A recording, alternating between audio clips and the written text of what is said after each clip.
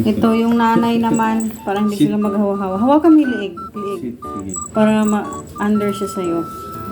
Baba mo yung ulo. Ulo. Baba. Awakan mo na yung kamay mo. Ako nasa mata. Ayan. Isa. Kasi ito, nagluluha din yung mata nito eh. Uy, yung alak! Isa pa. One more pa. Si Marmo. Sige, one more pa. Ito yung nanay kasi, nagluluha din ng mata. Ay, ano ba yun, mami? Ay, Baan mo pa? leg kasi. Yung isa. Bantay mo, bantay mo ba? Hindi dilaan.